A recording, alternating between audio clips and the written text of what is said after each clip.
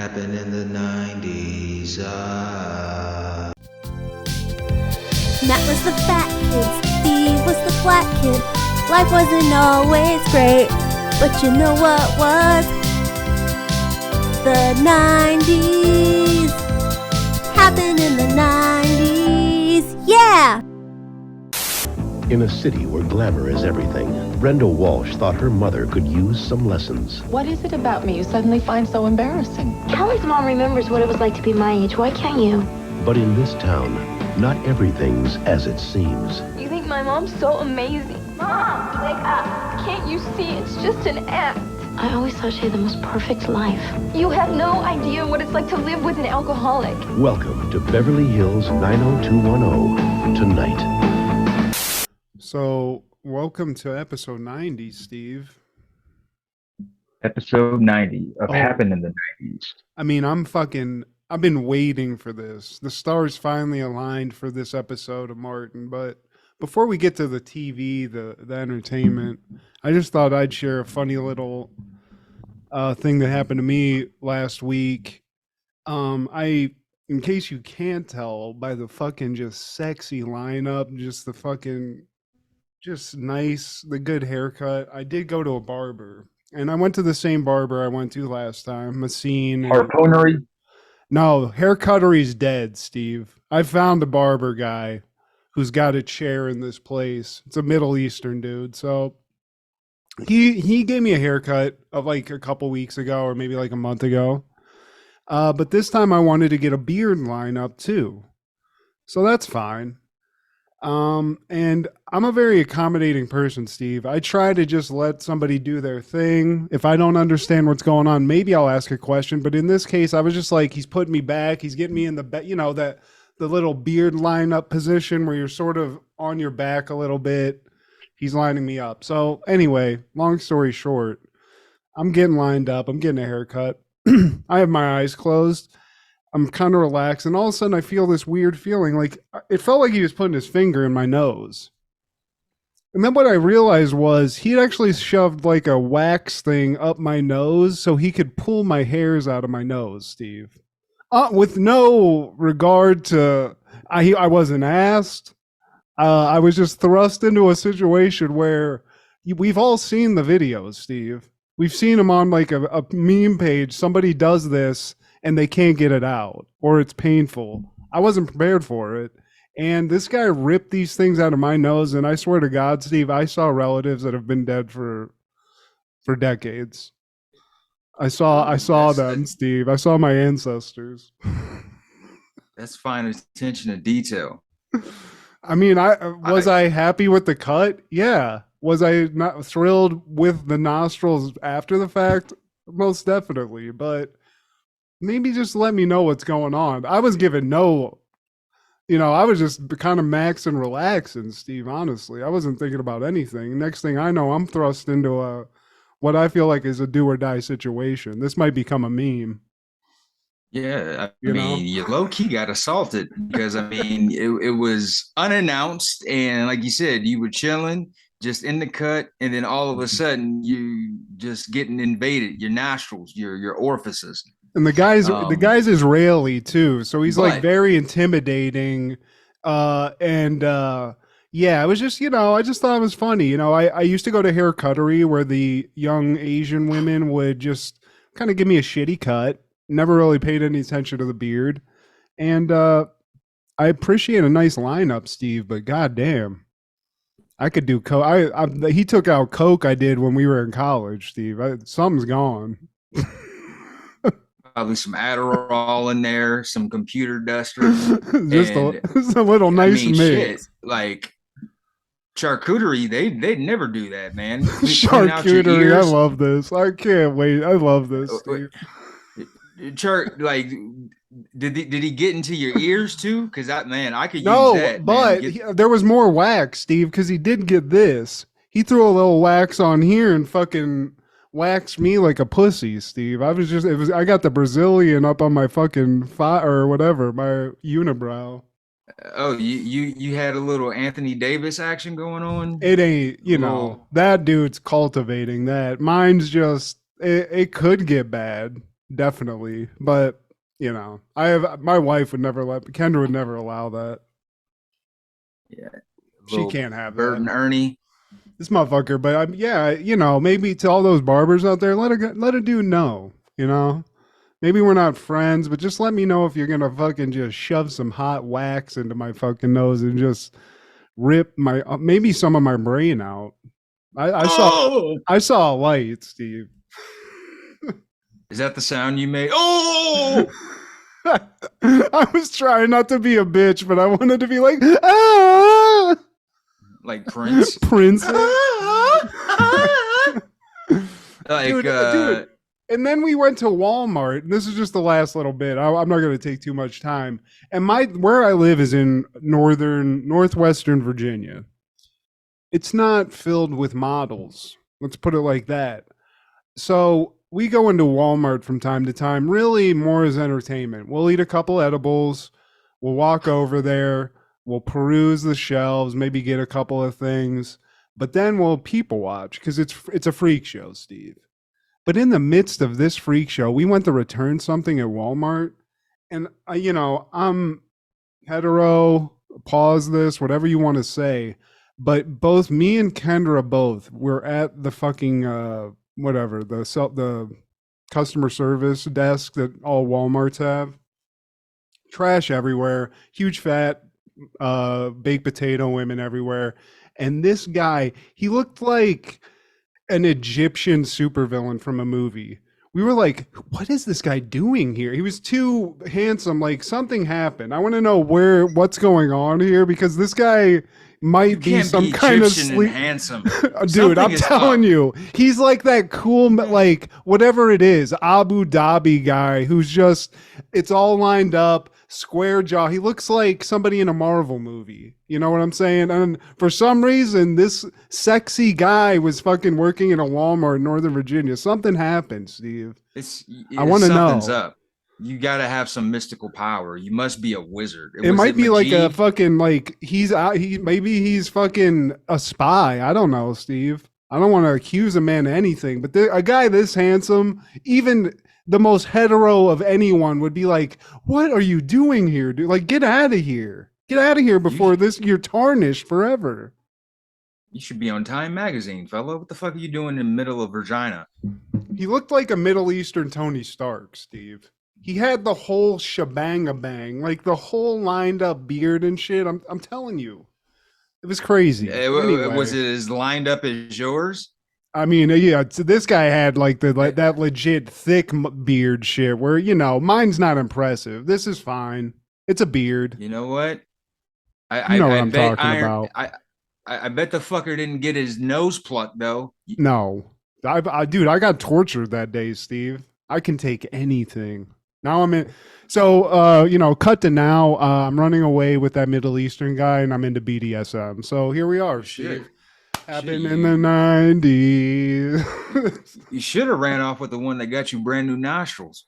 Can I have your number? He tried to sell me some coke afterwards. I was like, buddy, that shit's gonna go real quick with these nostrils now. Well, can I share something right quick that happened to me over the week? At my gig number 2 at the Jeff Bezos I'm gonna bleep warehouse. that. I'm gonna bleep that. Yeah. So I had to fucking go to HR about a motherfucker. It was one of the managers because Steve don't play, and they tried it. And where they had me fucked up, where and I'm gonna say his name. I don't give no kind of fuck. I'll go to OnlyFans and sell pictures of my feet. Shit. But the motherfucker, I swear, I know you watching. Look me in my fucking eye. Don't you ever come at me like that the way you did. And matter of fact, don't even talk to me. I told the HR, Matt. I told HR what happened, man. And I work my ass off. That's how I get down. I clock in and I go to work.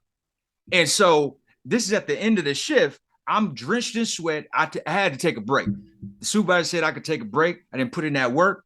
And so while I'm taking a break, motherfucker who got up when the sun got up, gonna come in and just tell me I need to help reset before I clock out. I'm like, dude, it took everything in me to not go full ethnic. And I just told him, hey man, I'm just taking a break. Like, I swear to God, I want to put my foot in his perennial. What do you call those? Fuck Oh you, yeah, Caesar. that perineal area, The Steve. That little perennial. gooch. The perennial. Right in your fucking perennial, son of a bitch. The only because a $5 holla ain't hurt nobody. Hell no. Don't you ever in your fucking life talk to me like that. Ever in your fucking life. I will fucking destroy you. You know, I get so pissed off that I'll fuck my words up. And a guy, I was going through some shit in Los Angeles, hanging out with Jordan, and a motherfucker just said some bullshit, and I was already pissed off. And this motherfucker, and I just let it go on. He's talking, and I don't even know this dude, some random stranger. He's talking. So I finally blew up, and I said, I'm gonna fucking break your heart. I hate that, dude. I do that all the time when I get fucking fired up. It's like you can't.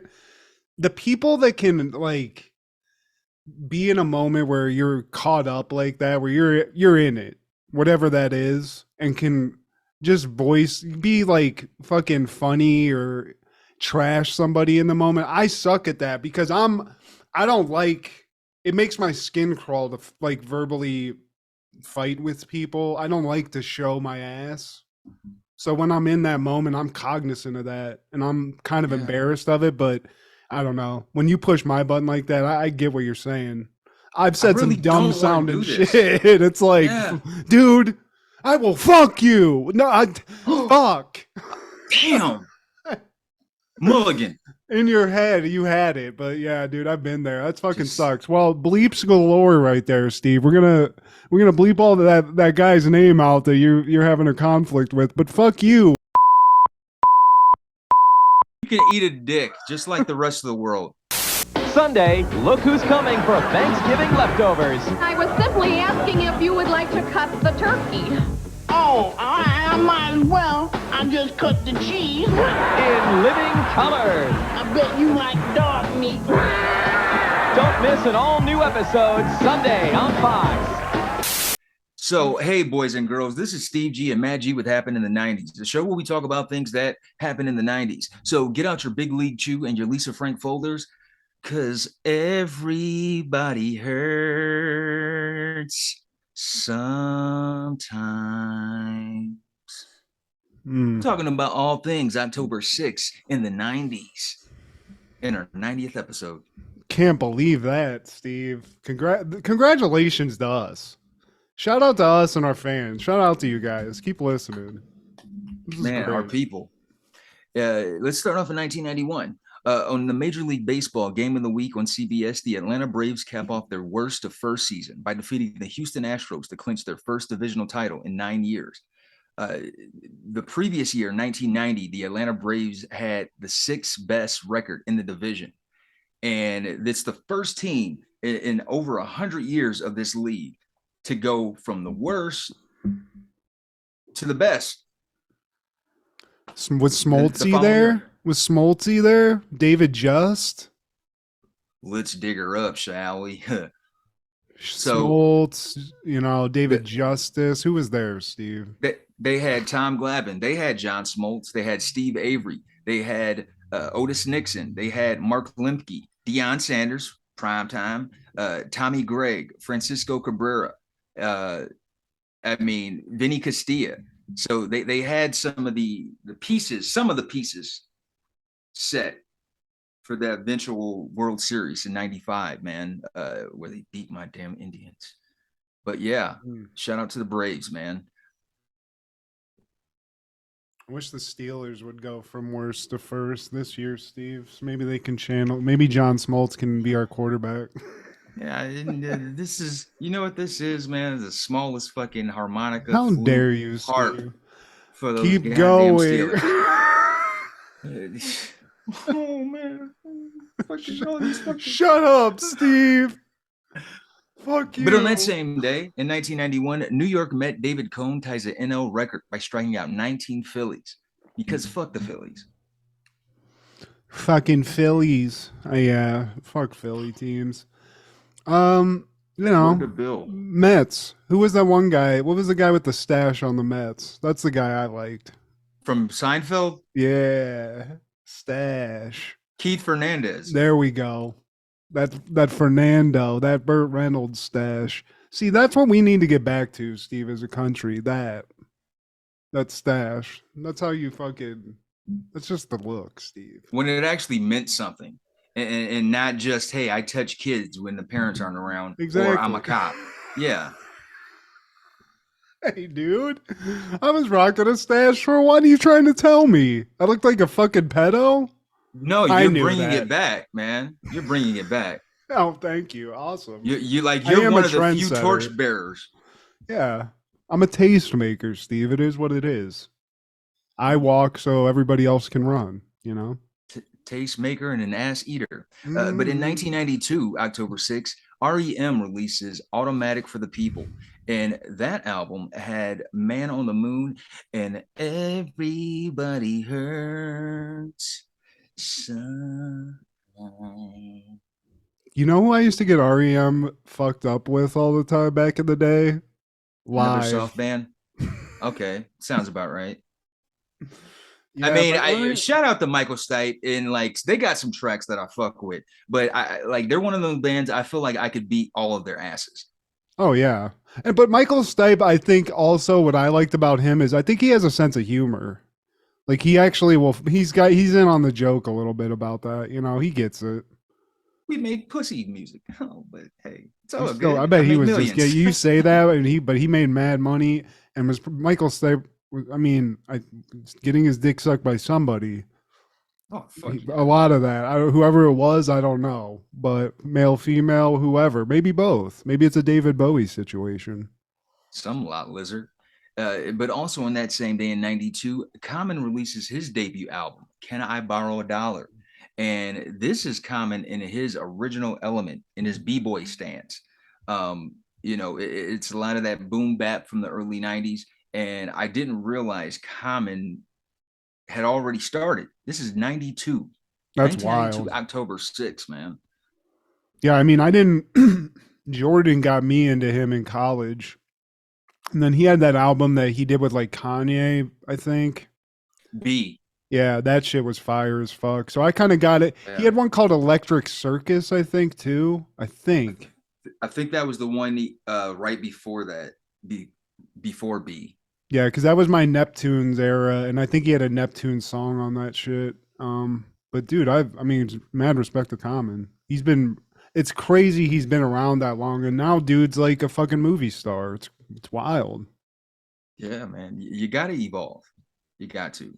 But in 1993, after 9 seasons and 3 championships with the Chicago Bulls, Michael Jordan announces his retirement from the NBA. Now, obviously, he would return on March 18, 1995, which we covered last year, and he would lead the Bulls to 3 more championships. But when this happened, I felt like the sky was gray. Yeah, you didn't. It's like, why am I going to watch basketball anymore? Well, I guess I got to be a Barkley guy. What year was this? 1993, after they beat the Suns.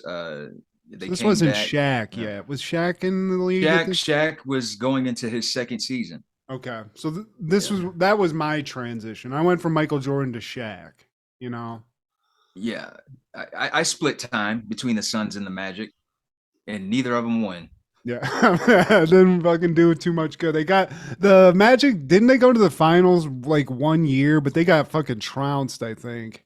They got swept by the Rockets, and that was the year Jordan came back, but it was like half-ass Jordan. It was like this wasn't Jordan quite yet, because he came back in March. The seasons are just about done, so it's like, all right, man, yeah, y'all, everybody got a head start. I'll come back and make sure y'all won't win shit, and he did. I love that he's that good that they're like, okay. He just was like, you know what, golf's kind of boring now. I've golfed and done everything I wanted to do. It's March. I think I'm gonna come back. Like I'm Jordan. Yes. I don't have to try out.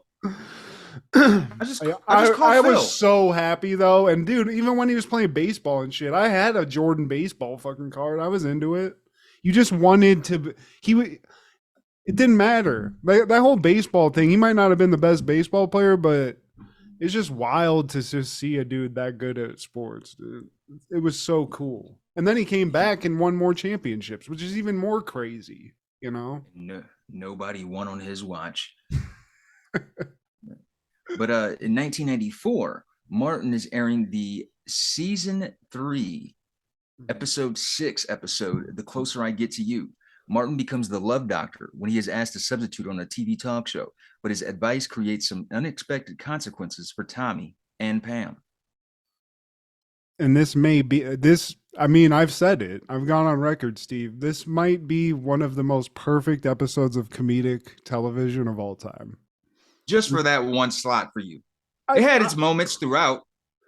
But when we get to it, like Gina and Martin at the end of this, when everything's culminating, their back and forth is perfect. It's hilarious, and it's one of the most memorable scenes of television in my life for sure. So I was so excited when it came up to talk about. It was kind of like they were patronizing them, but we start the episode off in Martin's apartment as usual, and Martin is getting prepared for his first show as a producer at his recently hired job at the TV station, and he's kind of stressing himself out about it. And Gina's trying to calm him down, like, man, babe, you got this. You that dude, you the man. You say it in your intro. You the man. Whoa, whoa, whoa. And he's like, babe, you know what? You're right. I'm gonna be that dude. And maybe one day Fox will give me my own show. And then he does like one of those breaking the fourth wall deals. Yep. Nah, they ain't ready for all that. And he's right. We weren't. No. And then we cut to the show because, you know, before Martin's been a DJ, he's had some other jobs. He tried to sell T-shirts with Hustle Man. But now he's working at this TV station. And he was just like a PA. But now, like you said, this is his first producing gig. And he's waiting. They're kind of getting ready. And all of a sudden, the cops come in. They're backstage. The cops come in. They arrest the host of the show, Dr. Trickle. Yeah. And they're arresting him for what, Steve? Polygamy. And Martin, they're taking him out. Martin's like, damn, you're making a lot of house calls, Doc. And they just take his... 3 continents. Yeah, dude. So he was getting some pussy. But now he's going to jail. So who's going to fill in? The lady, like the head lady at the TV station's like, you know what, Martin? You've been on air before. You're going to be the new love doctor. Battlefield promotion. You're going on air, live TV right now, which isn't crazy. Right but about the now, man, PM. Steve. Whoa.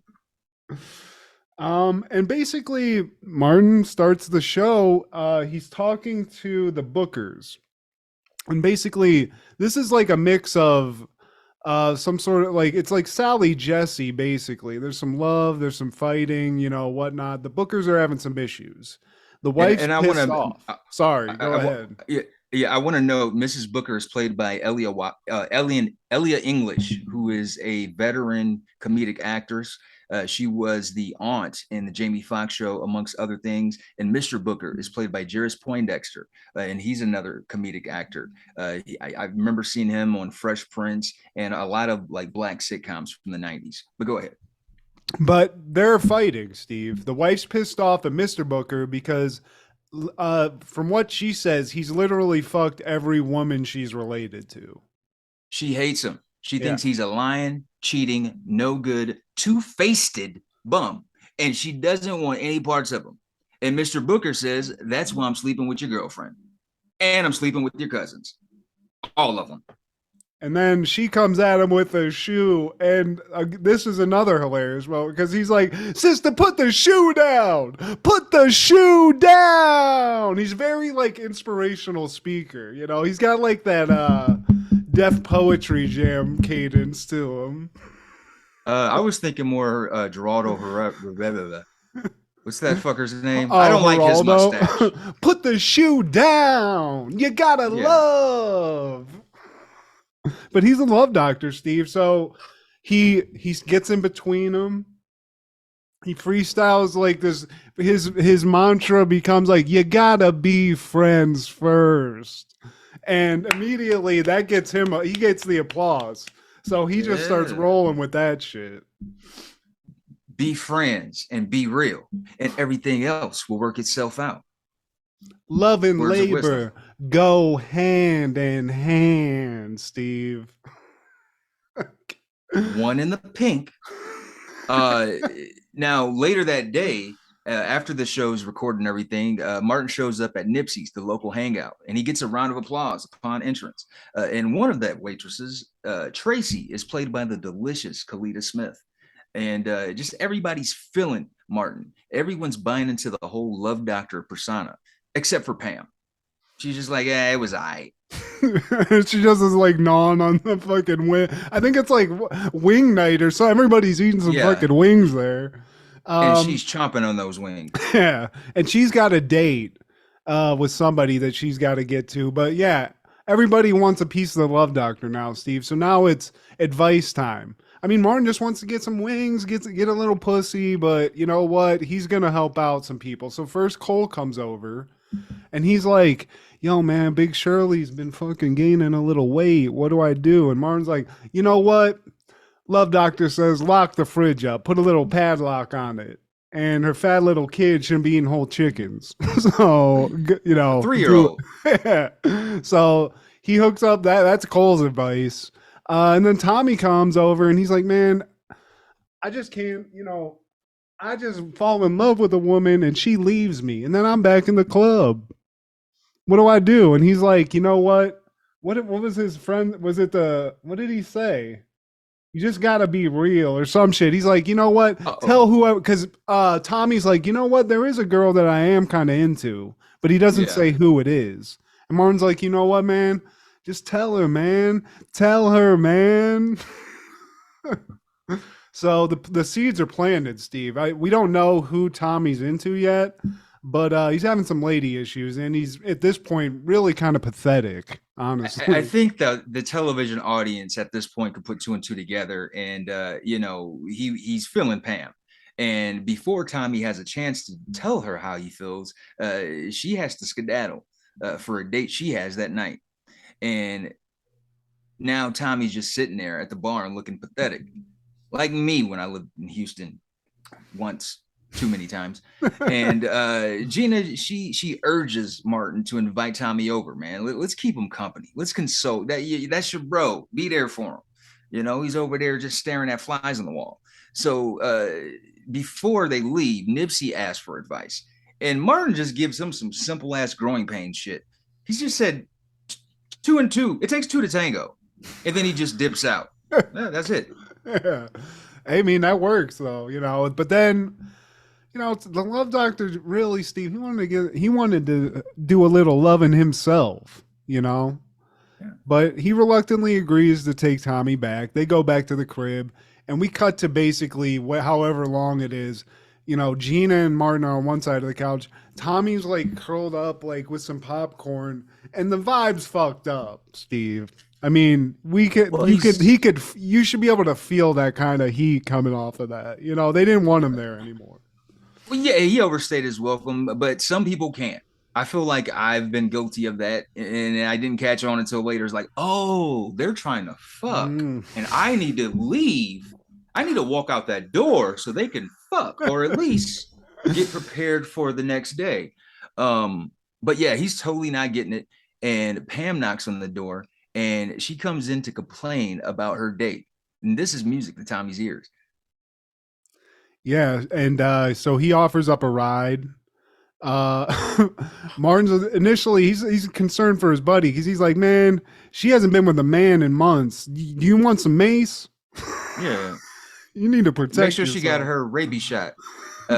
So Tommy, they get back to her Pam's place, and instantly Tommy just lays the Mac down to the point where they start making out, and he motherfucking groom sweeps her off her feet and carries her into the boudoir.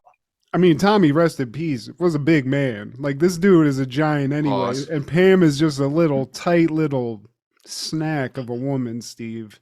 I mean, he got to live the dream, even if they're acting. Just this was enough. Titteth I want to eat it. All that. Oh, dude. Pam's to Sheena. If you can, we're gentlemen. You're fabulous. But anyway, yeah. So Tommy lives every man's dream, tells somebody he's mad into that he's into her, and then gets the bang that night. We cut to the next day, and it's that little awkward your first time you fuck, like, oh, what's up? And you're being cute. Tommy gets out, but before he gets out, like, he's about to leave, and Pam's like, didn't you forget something? And he turns around thinking, obviously, that she wants a kiss, and she's like, bruh, I'm talking about halvesies on that headboard you broke last night. So Tommy was putting it in, Steve. They were getting that. He was going that Ving Rhames fucking baby boy fucking that was going on in that movie, Steve. That Froggy style shit. And they also made a pact to not let anyone know. This is no one has to know. Yeah, And, not yet. Not yet. Especially Pam, or especially Gina and Martin. Yeah, they don't need to know yet, but they can't hide it, Steve. We cut to Martin and Gina's. We're at the apartment, and they're anticipating Tommy and Pam to arrive. They're supposed to go out together. It's supposed to be a double date. And, while Martin's in the bathroom, Gina, she's in the living room, and Tommy and Pam, they show up at the same time. And, Spidey sense somewhat tingled. Somewhat. Gina, she was on somewhat. it in like 5 seconds. Like, they walk in, they do one thing, and then Gina's like... Before that, though, like, she's talking to him, and like while she's got her back turned, they're kind of like kidding around. And she turns around, and they're like, oh. And then so she continues talking, and then she just stops dead in her tracks. Like fucking Jessica Fletcher, she just figured that shit out, like you said. And now that she knows, she has to tell Martin. Oh, I mean, she's going to. There's no stopping what's about to happen. Pam, Tommy, they're like, no, don't. Please don't tell him, please. Martin's still shit. I mean, he's taking a shit. Luckily, it hasn't happened yet. But then Martin comes out, and Gina doesn't just immediately. She lets Martin fucking find out. She throws him on. She just lets it all happen. She doesn't immediately just acknowledge it. She lets the train wreck happen, which is perfect. Yeah, but she allows Tommy the honor, but before Tommy breaks the news to Martin, Gina's like, hold on, I got to get a camera for this. This is gonna be special. Because the other thing is, Steve, like he's feeling himself too much about this love doctor shit too. Like he is doing well, but he's feeling himself. So like, it's like, all right, dude, we get it. And so Gina goes to get the camera, and Martin's like, or Tommy says something like, hey man, like that advice you gave me really worked. And Martin's like, oh, that's fantastic. You told her? I want to meet her, man. I want to meet her. So like, but at some point he shits on Pam, and Tommy's like, yo, dude, you can't step the fuck back. You need to watch your mouth. Yeah, because one of them said this is going to be a double date, and Martin says, no, it's not. Gina said that, and he's like, nah, it's going to be me, you, Tommy, and Marmaduke. and then like that's when Tommy steps in. He's like, hey man, no more put down.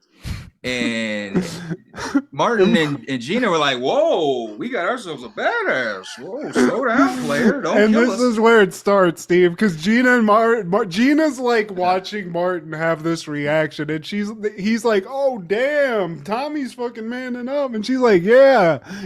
And so he keeps going. He's like, yo, man, like, who's this chick? Who's this chick that you're into? And he's like, yeah, the chick, it's Pam.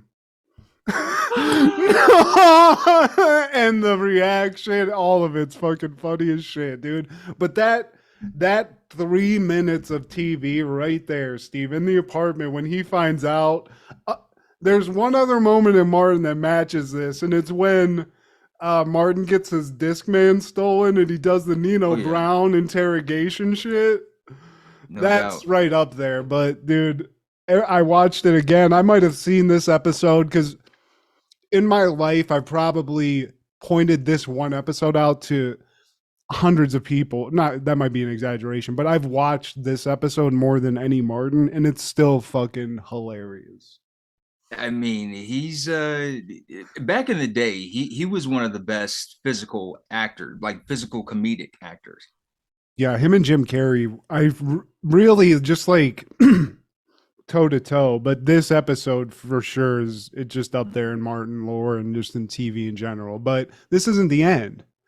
Yeah. I thought for some reason it cut right here and they just like did like maybe continued it, but no, he screams. It's like a repeat thing and it's fucking hilarious. And then we cut to just, he's come to. He might have passed out. He got overwhelmed. His bubble is busted. Yeah, and he doesn't want to be the love doctor anymore, Steve. It's gone bad. But to add to that, Cole knocks on the door. And he comes in and he is looking fucked up. Steve, he looks like he got hit by a car. But turns out that car was actually Big Shirley because after doing Martin's advice, and she came down on me hard. She came down on him. She kicked his ass. And he's like, oh, fuck. I should have never done this love doctor shit. Stupid me. Stupid Martin Payne. But then Nipsey arrives, which rarely happens. You never see Nipsey show up at Martin's place, but Nipsey pops up. He's like, hey, Martin, I took your advice. And he comes in with pina and colada. All from that simple advice. It takes two to tango. And then, like, he took that verbatim. And he rolled with it, Steve. And you know what?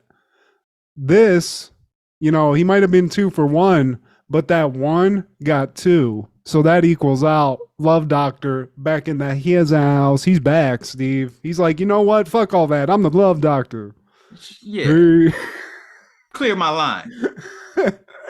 Pina and colada, Steve. I mean, I don't know what's going to happen in a couple days, but that night, dude, Nipsey had himself a party. Man, room smelling like tuna casserole. But that following year, in 1995, Assassins premiered in theaters. Professional hitman Robert Roth wants to fulfill a few more contracts before retiring, but unscrupulous ambitions, newcomer hitman Miguel Bain keeps killing Roth's targets. Directed by Richard Donner, starring Sylvester Stallone, Antonio Banderas, and Julianne Moore. I feel like, have you seen this? I actually did. It's available on HBO Max, and it's all right. Yeah, it's a good 90s action movie, Stallone. Yeah. This was when Stallone had this was like stylized a little bit. Everybody wore suits, It was a little more fast paced. There really wasn't that much of a story. What you read is really what you got. It was a lot of like guns, bullets tearing apart walls and fucking, I think there was like a fight in a cemetery and they were shooting like at like Tombstone, but young Banderas looking sexy. You still got a fucking Stallone that's not in his prime, but he's not looking crazy yet. He's just looking like yoked up and pretty, Tango and Cash Stallone.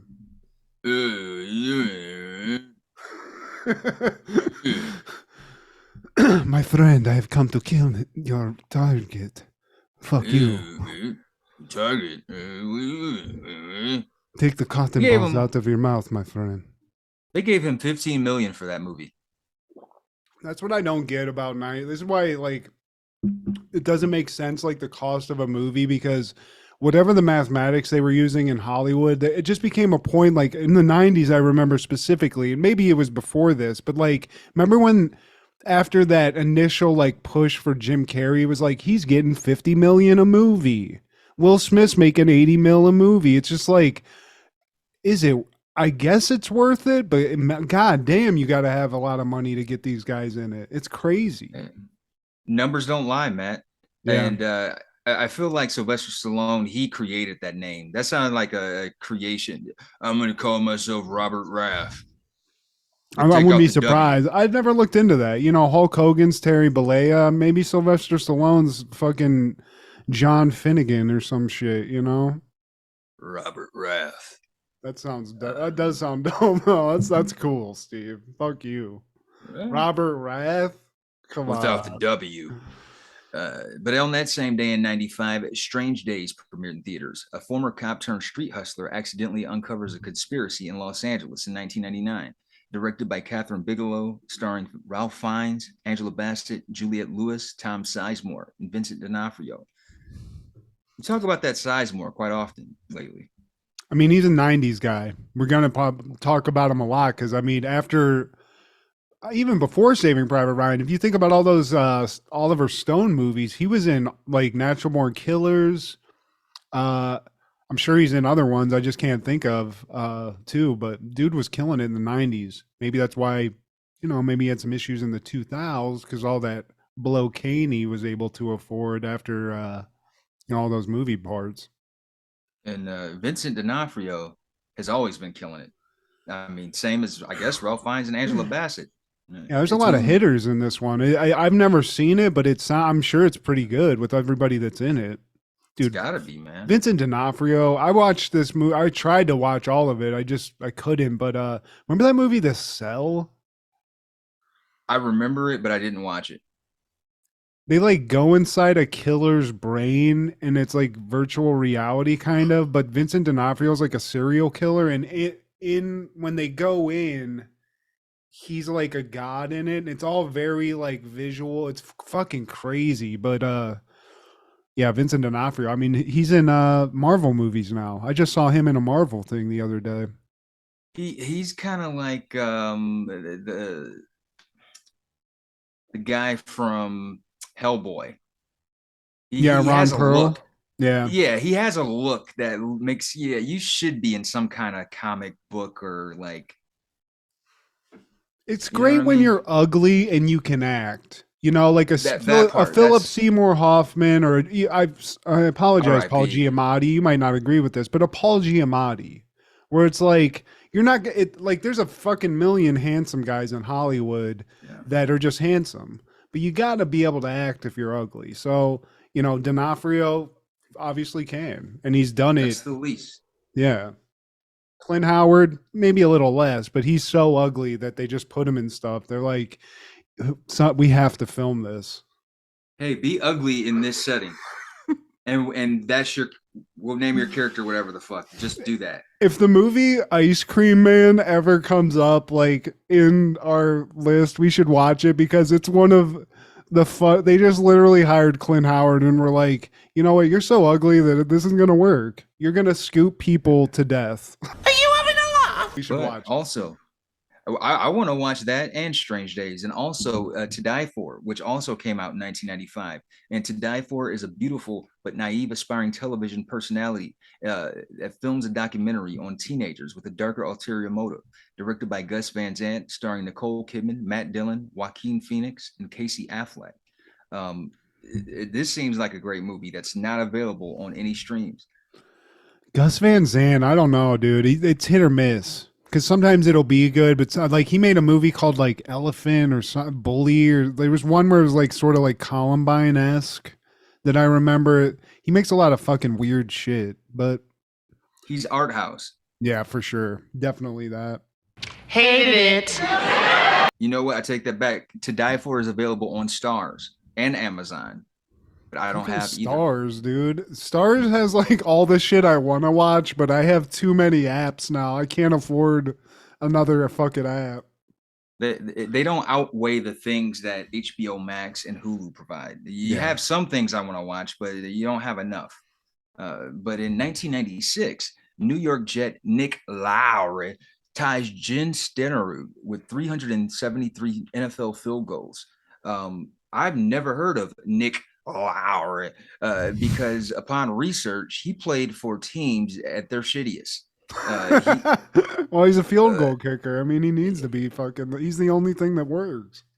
Yeah, man. I mean, like I said, he played for the Jets in the 90s. And then I think most of his career, he played for the Chefs throughout the 80s. And I couldn't tell you one fucking player who played for the Chefs in the 80s. Not one. I couldn't.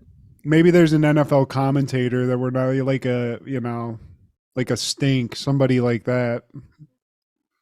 Mike Golick might have played for the Chiefs for like a year or sometime. I remember Montana played for the Chiefs, but that was in the 90s. But yeah, Bankhead bounced for Nick Lowry. But in 1997, Johnny Vandermeer, American baseball player and manager, born in 1914, passes away.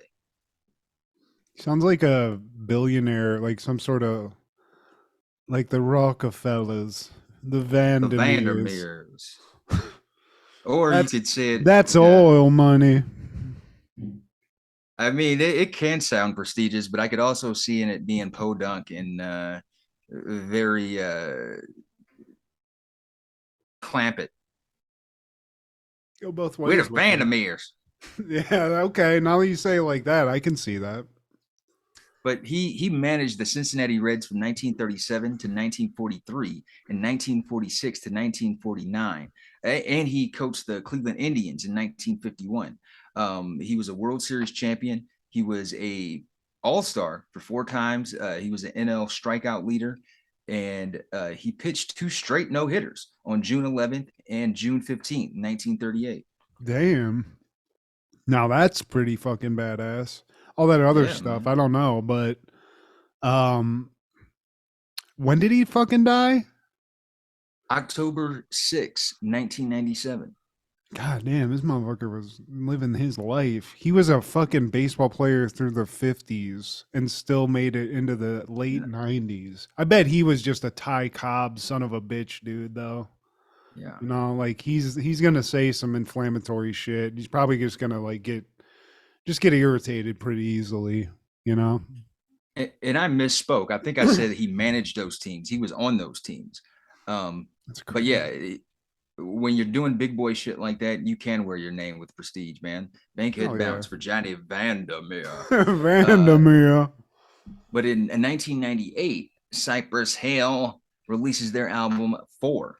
And I played a little bit of it before we recorded, man. And it's Sin Dog, Be Real in their element, man. 2 real MCs. And I feel like they're an example of you never lose the formula. When you got it, you got it. And you're going to continue to have it, man. They still have it. They still have it. They still got it. Cypress Hill also famously... that guy Blue tried to steal that one CD from me in front of us. Stoned Raiders. You try to steal your Stoned Raiders fucking... No, it was me and Jordan, because you were at work, per usual, around that time of the day. And motherfucker, we had just got done smoking some of our weed because he never had any. Yeah, I was about to say. So he just casually strolls out like, all right, man, I'll holler at y'all. And then he digs into your jacket pocket to take your Stone Raiders Cypress Hill CD, and like he's big as fuck. He could like one haymaker and we'd lose teeth, me and Jordan at the same time. Yeah, dude. But like, dude, you like this is right in front of us. Like both of us had like, dude, what are you doing? Like you can't that's not good. No, Blue. Don't do that. I mean, that was the vibe, though. That was the vibe all the time because he was big as fuck. You couldn't. It was like you got into. He was Debo, basically. Like, what are you gonna do? Fight him? Good luck. Yeah, and wasn't he a fucking football player or like trying? He was on the team. He was on the team. Because I didn't follow the Falcons around this time, and I just. Knowing Urban Meyer, like the success he's had, it's like, dude, I really don't think he trusted his team with this motherfucker on the field in key times of the game or at all. Tried to steal one of the Gatorade fucking jugs mid-game. You don't know. But the fucked up thing, even more so fucked up, his response when me and Jordan called him out was so bruh, man. He was just kind of like, oh, yeah, you right. I shouldn't do that. Like you totally shouldn't take other people's stuff, Blue. You're right. That's so wrong. Please, I hope I never see you again in our dorm room.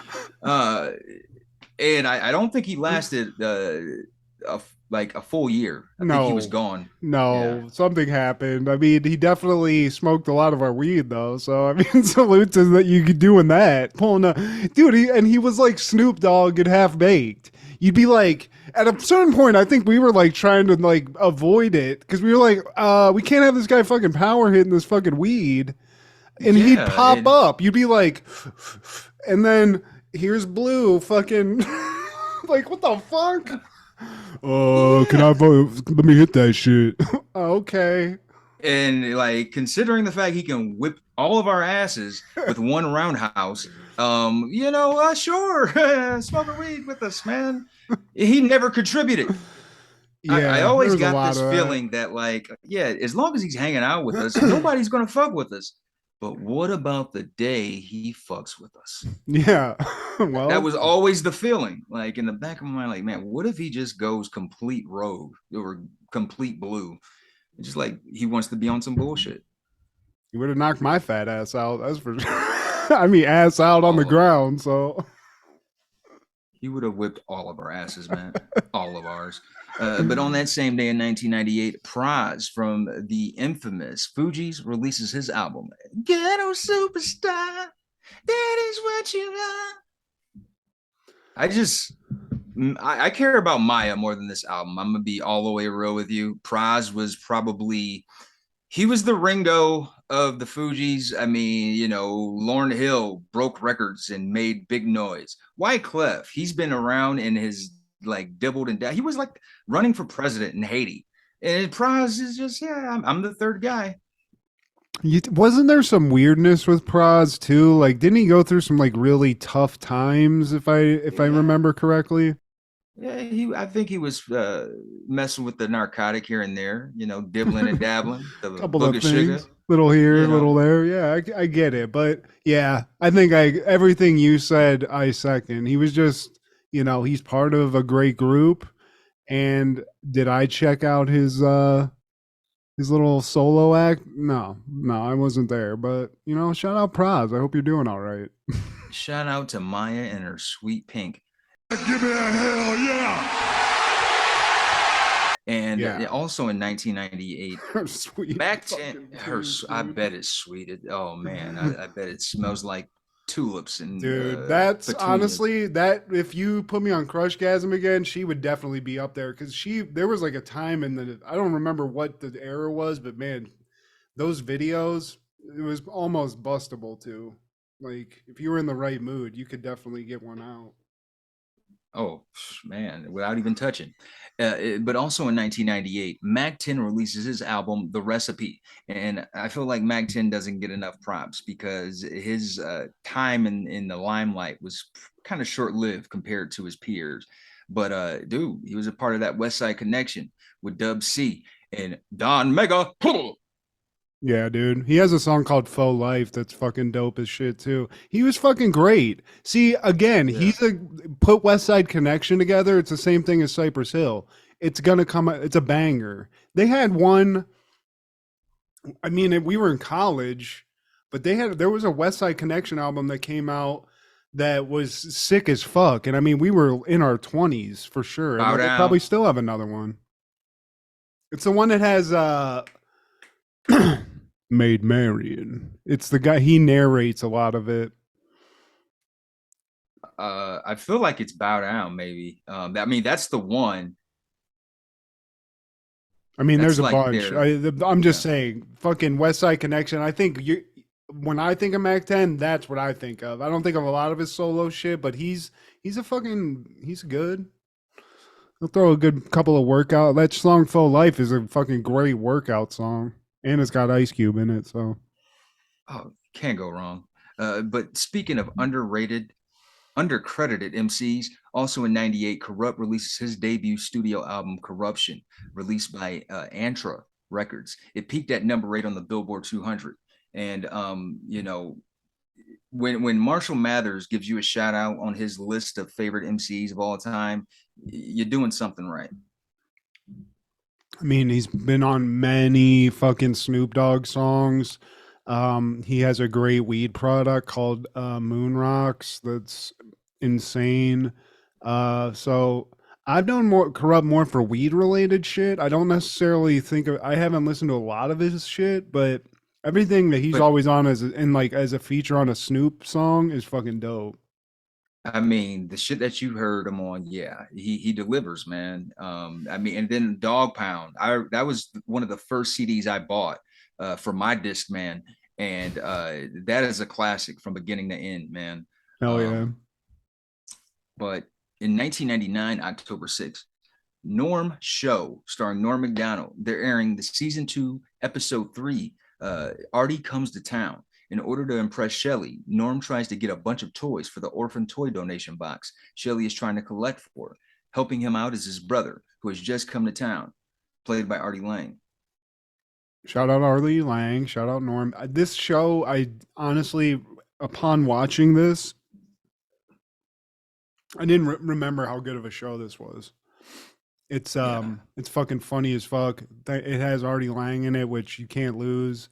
Now we need to get a little like reference here because I don't know this, but I think I kind of remember it. Norm is working in an office, Steve, and it's social service, and he's doing community service. Like he's on probation or something, right? Something of that nature. Yeah. But he's working in it's an office, but it's social services. I was trying to think what it was. And he's a retired hockey player. Yeah, but his office is filled with 80s and 90s actors. His boss is the dad from Alf.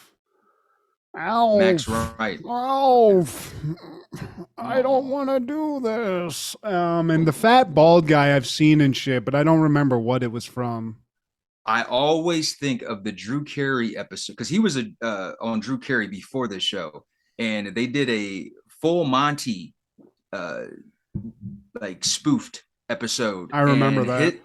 His line was always, "You want to see what I bring to the table?" And his back is turned like towards the camera, and like all you could see is the person's reaction. That's like, seeing him whip out his junk. It's like Boogie Nights. Yeah, exactly. You just see the reactions, man. And that's Ian Gomez, and also Nikki Cox. And you're going to take back what you said about redheads. I'm going to prove to you that redheads are some beautiful human beings, man. My roommate, I swear, he knows what you look like. He's a redhead, and he will fuck you up, man.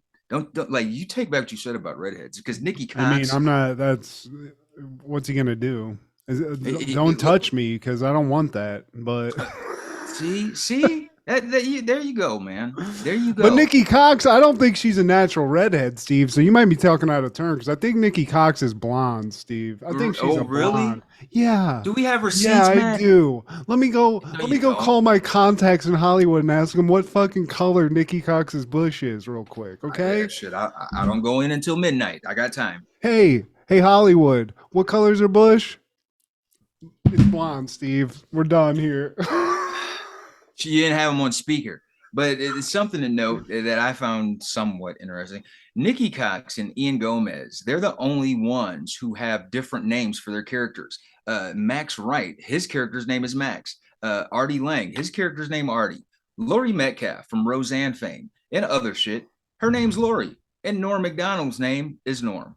I feel like that's such a Norm meta move. Honestly, you want to know what I think it is, Steve? As somebody who's written scripts before, the naming process is such a stupid thing to waste time on. I always name them either people I know or the people that I'm writing, like I wrote the part for, if that's the case. It cuts time. It's stupid because you'll sit there and go, what are we going to call this person? Chris? Michael? It's like, this doesn't matter, right? What is he going to do? Well, then we can figure out what his fucking name is. I feel like they do serve a purpose if you're trying to convey a certain characteristic of the character. Maybe, yeah. But I feel like those specific actors and actress, they're basically playing themselves. Like Laurie Metcalf was like Laurie on the show. Max Wright is like, he's the same guy that he was in Alf, but he's just in the office with Norm Macdonald and the guy from Drew Carey show. Can I bet you what happened? All the people whose names are their names were signed on to the show, and the people who weren't named after like their name, they probably were not the first selection for whatever that character was.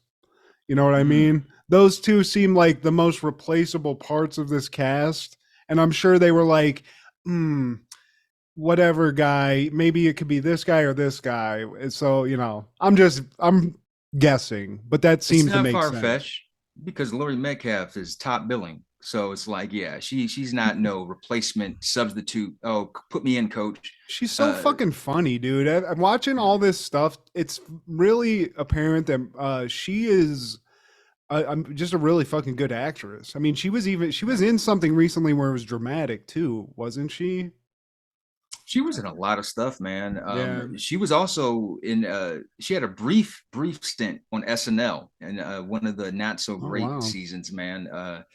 She was in those early '80s casts, but this is a normal thing for the Norm show. Norm, he introduces the show. He kind of describes the synopsis of it, and he says we'll be meeting his big loser half brother Artie. And he's also saying that there's going to be some kind of nasty shit going on, and there's going to be a Pokemon opening. And so we go to the intro theme song, and Norm is talking to a kid in the office who thinks he's Ash from Pokemon. And then we go to some Pokemon cosplay with the rest of the cast: Ian Gomez, Laurie Metcalf, Max Wright, Nikki Cox. Nikki Cox. She's fine. Do you know what's crazy about Nikki Cox, Steve? She was married to Bobcat Goldthwait for years.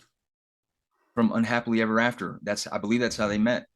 Yeah. And that's not saying anything to Bobcat Goldthwait. I mean, the guy's famous. He's funny. He's really good at directing, but not the looker. You know, you look at Nikki Cox and you're thinking maybe a fucking Jason Momoa type.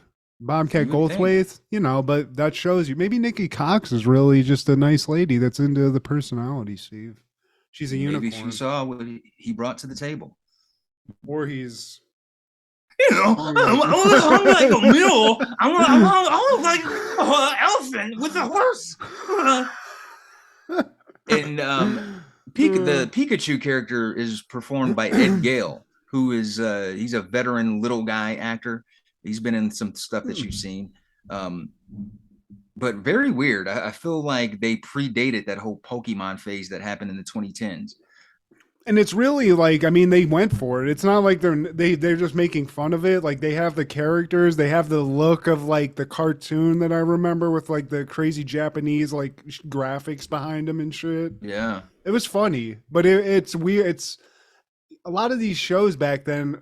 This is late 90s. They would have like this little like soft opening almost. Martin used to do that too early on, where he'd be like, "Hey, what's up? This is this is what's happening in the episode, basically."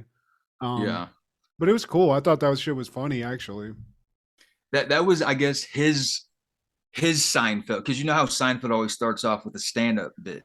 Yeah. So like Norm, he always has to have his own unique thing to separate himself from the rest. Hell yeah. But Lori and Norm are at his place going through Norm's financial records until there's a knock on the door. And it's his handicapped neighbor, who he calls lazy. And apparently Norm pledged $5 for a mile at some charity walk. And the lady, she walked 26 miles, but all Norm has for her is $10. So now he's flat broke. And we cut back to the office and, we find out that there's going to be some kind of toy donation. Yeah, and Norm's boss is... Again, it's Alf. It's the dad from Alf. He's playing a boss. He's aloof. Laurie Metcalf is having some kind of toy donation, but I think he forgot about it, and then realizes he forgot about it, and just basically agrees to let them have like a little party in the office because he doesn't know what's going on. Oh, he always sounds like he's mid shit. It's very weird. It's very. Why did you blow up the? Why did you blow up the attic, Alf? He's having Alf flashbacks. So Norm, he tells his coworkers about his brother before they get to meet him, and just telling them like how he's been like this loser his whole life. He just couldn't cut it, and whatever it was. And then eventually Artie walks in, and I believe this is his first episode on the show. Yeah, it is. I think in IMDb, I think it said that. And Artie Lang, I knew him from Howard Stern. I didn't really know him from this. I'm lying. I knew him from Mad TV first. Mad TV, yeah. And he was always funny on Mad TV. He's just like, funny fat dude. He's has great stories. He was always my favorite part of Howard Stern. The part when I was really into Howard Stern, it was really because of him. And he's had a lot of issues. That's the He's other still thing. with us, man. Yeah. He's like Jake the Snake of stand-up. He's got fucking 10 lives because he's tried to kill himself, do drugs to do, I think his nose collapsed because he did so much fucking blow. I didn't even know that was possible. I think what he said happened was somebody like broke some glass into the bag, like, or something. So he snorted the coke, but glass went up there and it just like unzipped the inside of his nose. Oh, and he already had no fucking nose because he'd been doing cocaine for his whole fucking life, basically. But funny, really, he has a great book too, that's full of his stories. And just one funny story he told on Howard Stern that I always remember was, they did a Baywatch parody, and this was at like the height of his coke addiction, and they were in LA. But the Baywatch parody was combining Babe the Pig with Baywatch. So they dressed him up like a pig, put a bikini on him with like tits, like pig tits and everything, and a makeup pig nose. And he got made up and they were ready to shoot, but he was such an addict, he needed blow to fucking do it. And his drug dealer wasn't around. He had to go meet him. And he took the fucking bus, dressed like this, got coke, busted through the prosthetic nose, and was doing cocaine as a Babe the Pig Baywatch character in LA metro traffic. And that was like one of his funny stories he told on, was one of his lows, He's an artist. Yeah, dude. And he's serious about his shit.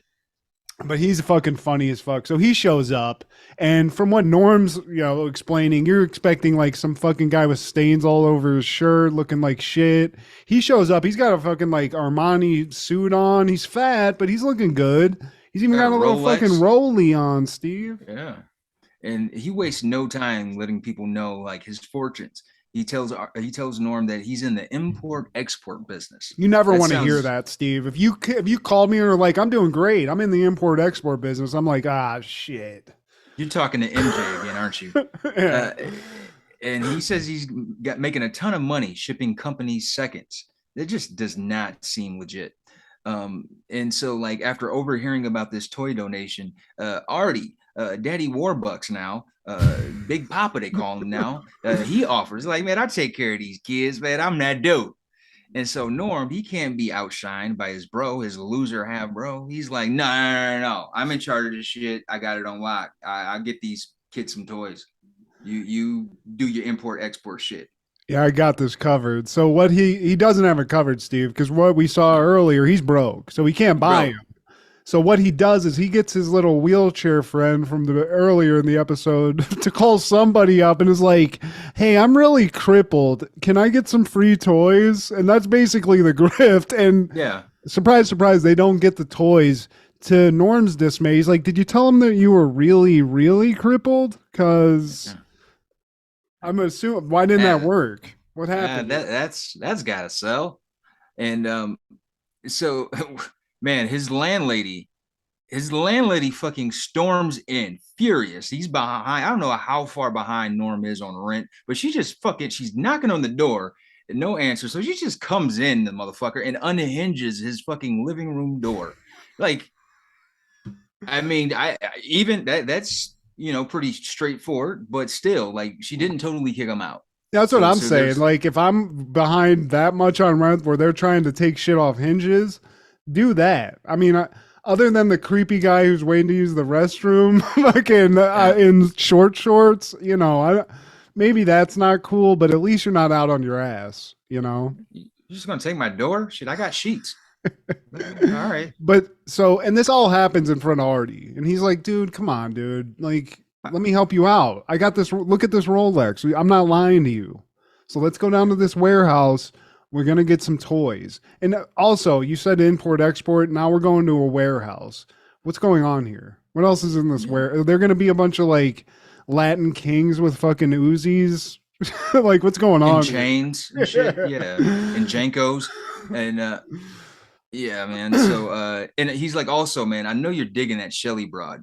So because I care about you, I want this is gonna be a good look for you, man. So She's gonna he be all seems over like you a nuts. stand-up guy to me. He knows all the Yeah. people. Even when he met everybody at the office, he's like, "Oh, you're this guy. I've heard everything about you. Oh, this is the weird guy, huh?" Like he's paying attention. He's not going into a zone or something on the phone with his bro. And so he's got this hookup. So Norm reluctantly agrees. He gets everybody in. He's like, "Let's go down. We're gonna go to this warehouse my brother knows and get these toys." So they show up, and it's just about as bad as you could not hope for, Steve. They're in what looks to be some sort of cul-de-sac rape alley. Lot of ins, a lot of outs, and Yeah. A lot of there, chalk.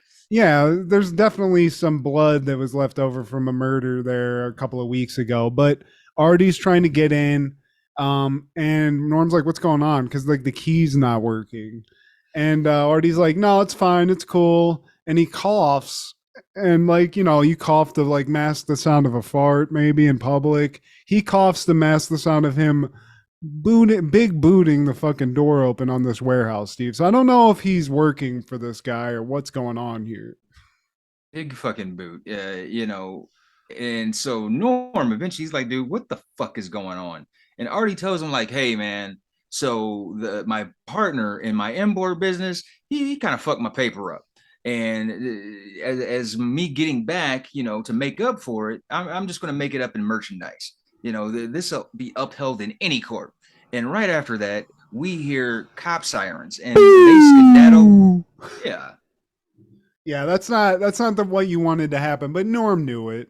He's like, and also just like what they're pulling out of this warehouse, like you're gonna give these kids these dirty ass little fucking warehouse toys. They ain't looking bullshit. good. They ain't no GI Joes or nothing, Steve. It's a lot of fucking what look like dolls that have been touched. Not even Raggedy Ann. It's Raggedy Ann. Yeah. Motherfucker. What was the name of the villain in Toy Story? It was all the toys in his fucking side of the yard. The real crazy shit. Can't even get Green Army, man. These motherfuckers gray. Well, he did say the running company seconds. I guess that's the spillover. Yeah, I guess. God, the seconds meaning somebody fucking gushed on this. They just looks like they all have been. There's a fine layer of muck on those things, but it is what it is. They run from the cops. Nobody gets arrested, thank God. But it's clear Artie's a dick. But we cut to, I guess, the office now, and this is the day of the party. There's orphans here, but they ain't got any presents, Steve. But until Norm walks in, he comes in with some presents. At least that's what we think. They're wrapped. Yeah, got them in gift wrapped, but they're not toys. He got these kids a spatula, egg beater, toaster, a piece of bread, and a ketchup packet mobile. A piece of bread, Steve. Like, damn, not even a loaf. That's how broke he is. He needed the rest of that loaf. But these kids are like, yo, what the fuck? This is like giving me toothpaste at Halloween. Like, what is this shit? And he's even, what's funny, he gives a toaster to one kid and bread to the other. And he's like, you guys can play together. Yeah. Okay, I guess. What else are we gonna do? But Artie comes in to save the day, and he has actual toys, even though they might be ran down and probably got from Aldi's. But Norm notices that Artie's not wearing his watch, and Artie's just like, that watch means little compared to the joy he put on these kids' faces. But he does miss that fucking watch. Yeah, he's holding a grudge on these kids, but he does the right thing. And later, after the fact, so kids, orphans, they get some fucking grungy ass toys, whatever. We cut back to Norm's place. He's hanging out with Artie, and Artie's about to leave. And Norm's like, you know what, man? I'm going to let you stay here. And Artie's like, here? And he's like, no, dude, the city. I don't want you fucking scumbag ass living with me, but actually, you know what? You can stay here for a while. So, two brothers reunited, Steve.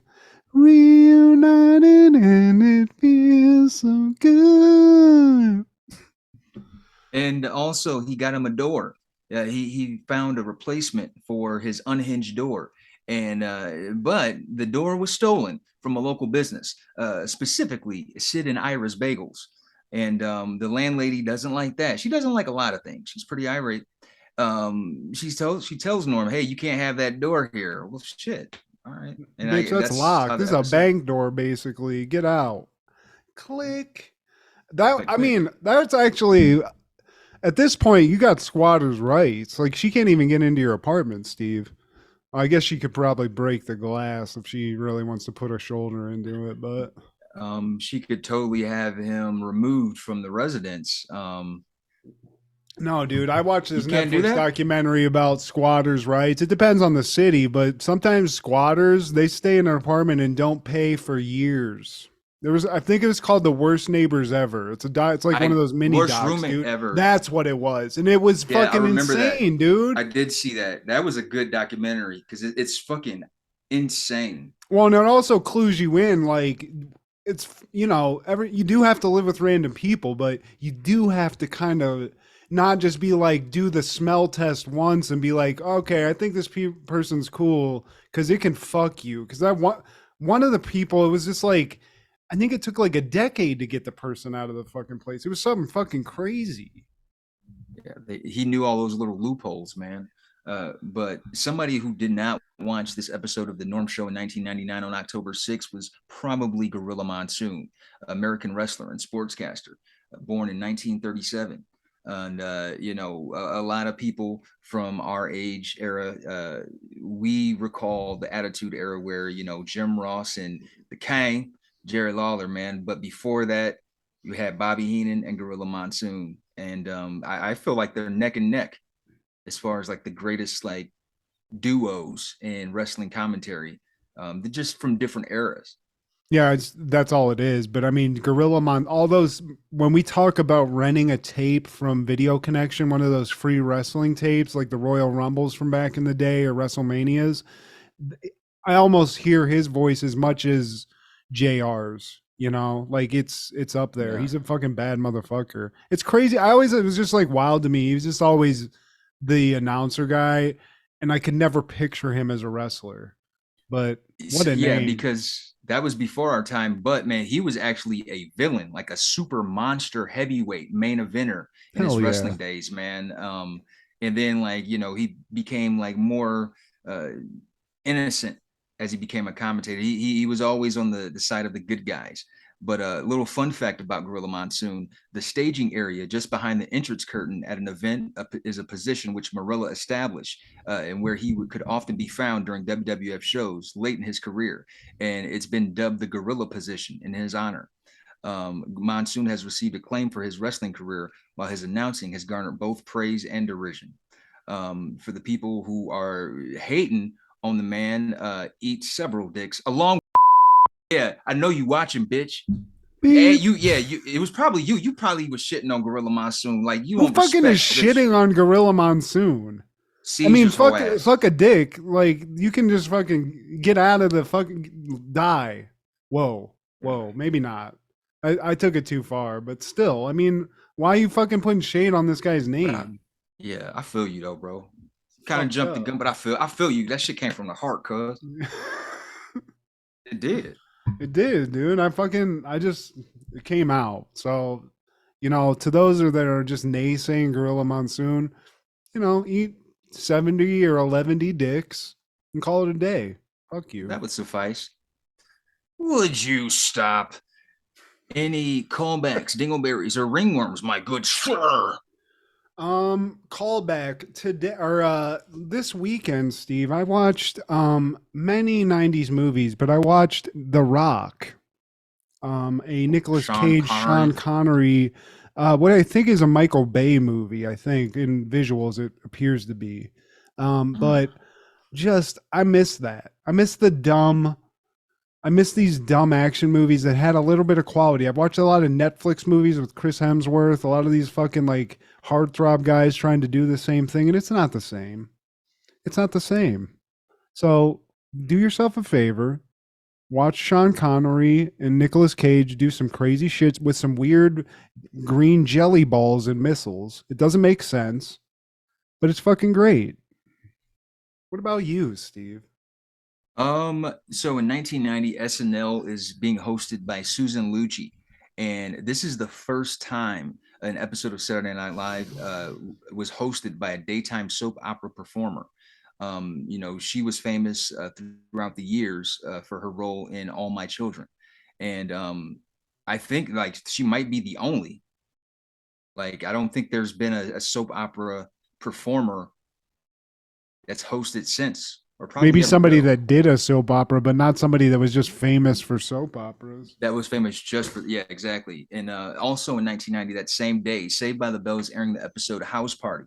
And this is the one where Screech's parents go out of town and he's courting with his love interest, who's played by Tori Spelling. And Tori Spelling breaks Screech's mom's Elvis. What is it? It's just like a Statue. statuesque thing. Yeah. Yeah, Statuary. a porcelain statue. And so like they have like this poker, if they play poker, some shit like that, for him to get his mom's Elvis statue back. It's an Elvis statue. Y'all put yourselves through too much trouble. Get some super glue, you're good. It's fine. Nobody's gonna notice. It's fucking Elvis. Who gives a fuck? But also, man, please like, share, subscribe, and comment. We've noticed people have been commenting on our Facebook, on our Instagram, and some people have even been sharing our stuff on Facebook, and we appreciate that. Thank you, guys. Man. And check out Over the Culture on Sundays with me, Crushgasm with Kendra on Wednesdays, B3F Podcast with Joey and Steve, and Don't Worry, B-Booby with Amanda and Wade. This is Steve G and Maggie with Happened in the 90s.